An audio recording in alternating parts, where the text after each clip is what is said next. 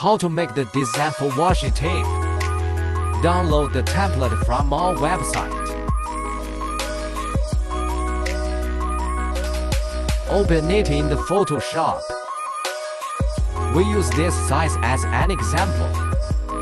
Set the size for your design.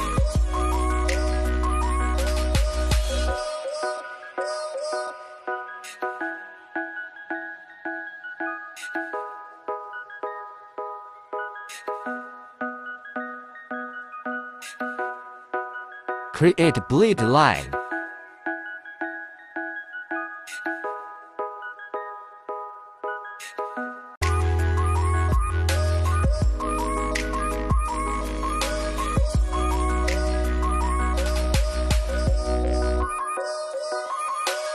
Fill in the back color.